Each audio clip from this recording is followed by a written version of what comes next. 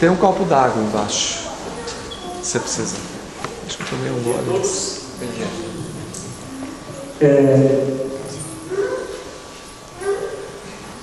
Motivo de muita alegria estar aqui novamente.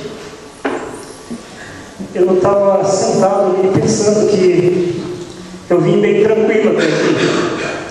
E normalmente quando eu percebo que eu vou me emocionar no culto, eu sinto isso bem antes. Hoje eu vim tranquilo, mas quando eu cheguei ali na ponte, me deu uma garganta. Eu falei, pronto, vou me emocionar novamente.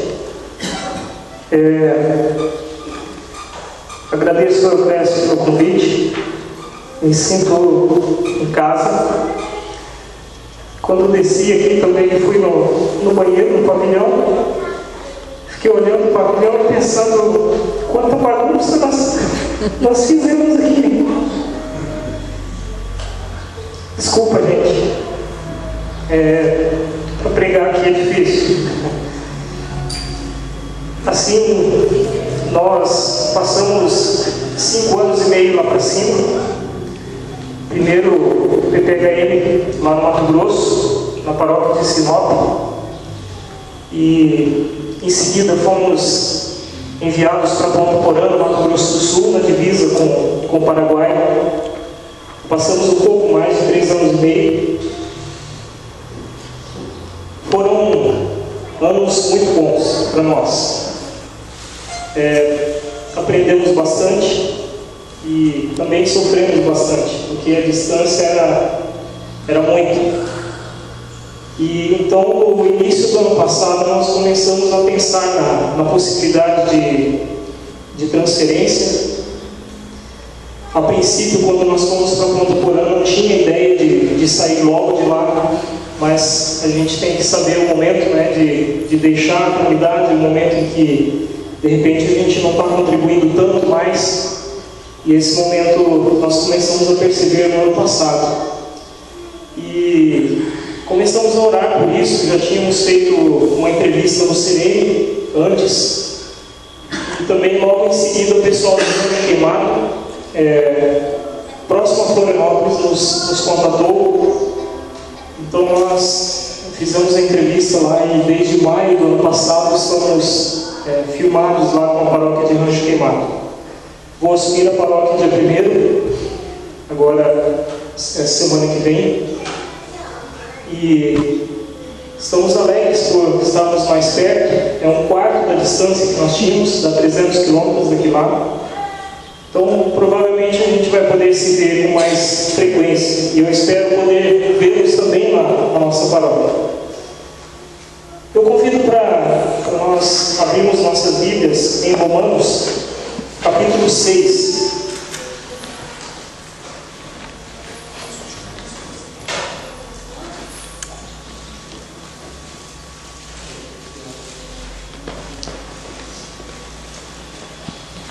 Romanos capítulo 6.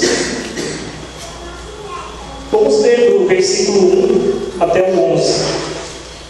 Romanos 6, 1 a 11. Diz assim: que diremos, pois? Permaneceremos no pecado para que seja a graça mais abundante? De modo nenhum. Como viveremos ainda no pecado, nós os que para ele morremos? Ou porventura ignorais que todos nós que fomos batizados em Cristo Jesus fomos batizados na sua morte? Fomos, pois, sepultados com ele na morte pelo batismo, para que, como Cristo foi ressuscitado dentre os mortos pela glória do Pai, assim também andemos nós em novidade de vida.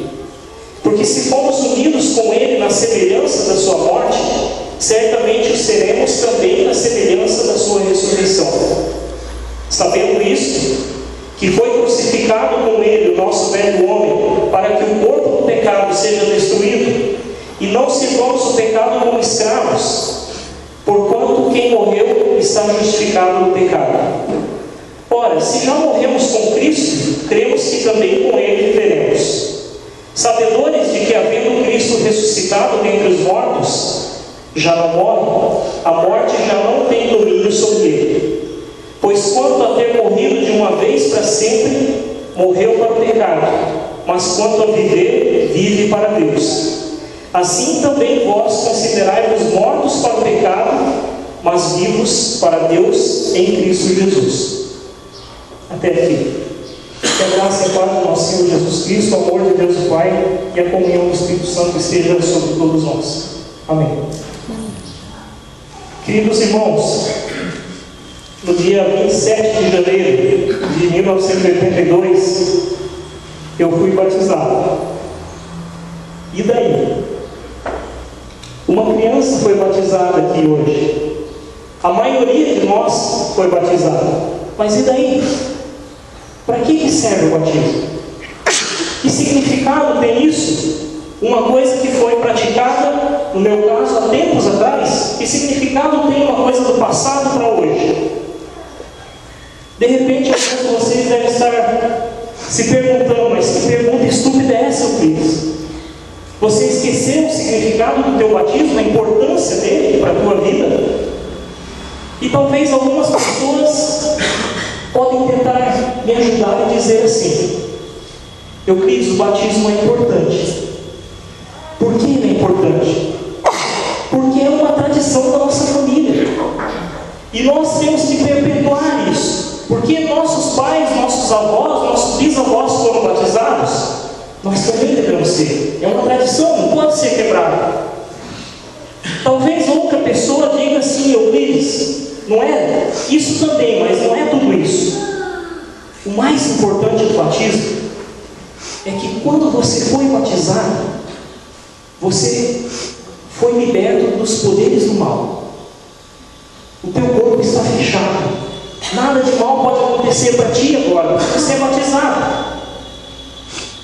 Talvez outra pessoa pode dizer ainda assim: Euclides, o batismo é importante porque ele é a primeira das obras que nós realizamos para Deus.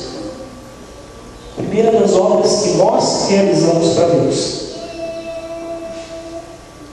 Ouvindo essas bobagens, talvez o apóstolo Paulo dissesse para nós: gente, está tudo errado. Não é isso. O batismo não é para isso. Errado está o Euclides em pensar que o batismo não tem significado. Errado está nas pessoas pensarem que o batismo é algo tradicional. É da tradição da família e por isso nós devemos fazer.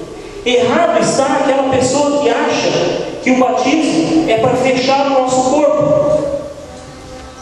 Errado está aquelas pessoas que acham que o batismo é uma obra humana. Tudo isso, diria o apóstolo Paulo, impede que vocês vejam realmente o valor do batismo e o que acontece naquele momento em que a água é derramada sobre a cabeça da criança, em nome de Deus triunfo. Ali não é o ser humano que está agindo, não é o pastor que está batizando a criança ou a pessoa que está oficiando o batismo, mas é o próprio Deus que está batizando e usando as mãos do pastor para isso, do oficiante para isso. No batismo, Deus mesmo está agindo por nós e em nós, por meio do seu Espírito Santo.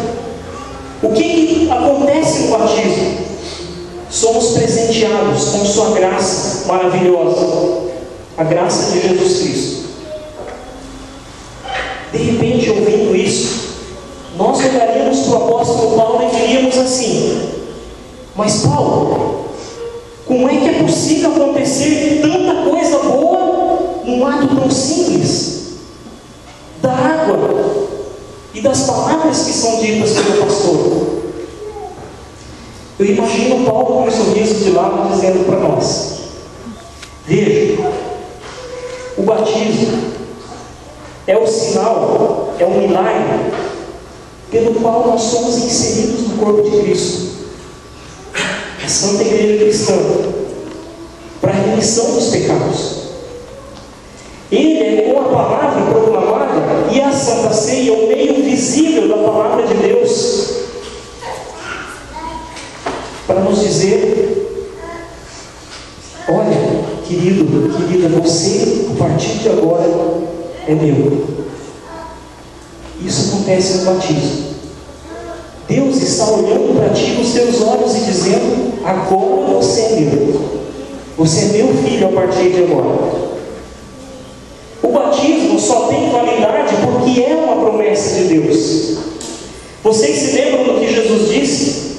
Quem crê e for batizado será salvo. Quem não crê será condenado. Então, o batismo não salva por si só.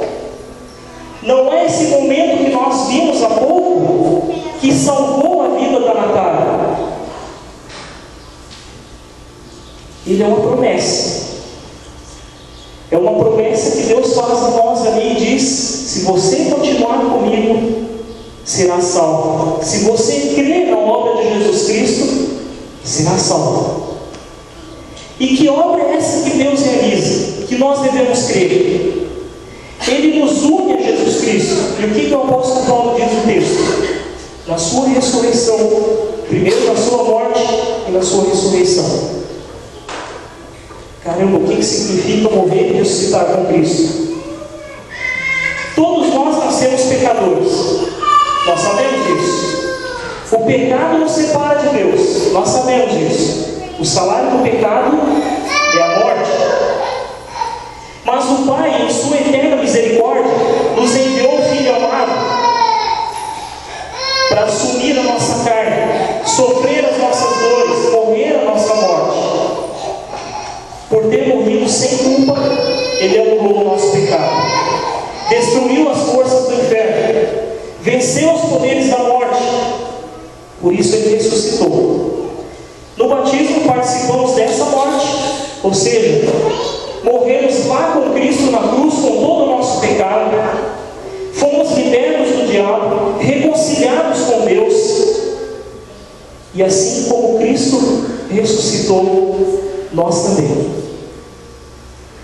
esperamos a ressurreição, ocasião em que nós compareceremos diante de Deus no juízo final. E nós não iremos lá para ouvir: você será condenado. Mas nós estaremos lá para ouvir: vinde benditos, porque o reino de Deus está preparado. É para vocês. Mas se nós somos perdoados no batismo, essa é a pergunta que corre no mundo. Ele não seria também assim um ato mágico que garante a minha entrada no céu, independente da minha maneira de viver, do meu jeito de ser? O que o apóstolo Paulo diz? Não. Categoricamente, não é isso. Como eu já disse, no batismo nós não só morremos, mas ressuscitamos com Cristo. Quer dizer que a morte que ainda teremos que sofrer não é a última palavra que pode nos separar de Deus. Mas também quer dizer que a partir de agora nós temos que viver de forma diferente. Não é assim que o batismo já fez tudo o que deveria ser feito. Nós precisamos viver diferente. Uma vida marcada pela obediência a Deus. Uma vida de luta, de resistência, de desprezo às coisas que não vêm do Senhor. Após nos ter explicado os benefícios do batismo, em Romanos 6, Paulo pretende que nós aceitemos isso e reconhecemos nossa real condição de pessoas batizadas, mortas e ressuscitadas com Cristo. E Ele quer que nós entendamos: essa é a obra que Deus realiza no batismo, na qual devemos acreditar e segundo a qual somos convidados a viver. Voltando à pergunta inicial, para finalizar: fui batizado, e daí? Fui batizado, fui aceito por Deus na igreja. Fui batizado, recebi o dom do Espírito Santo e o perdão dos pecados. Fui batizado, ressuscitei com Jesus Cristo para a vida eterna. Que o Senhor nos ajude a vivermos o nosso batismo. E que Ele conceda força e sabedoria a cada um de nós para isso. Amém. Amém.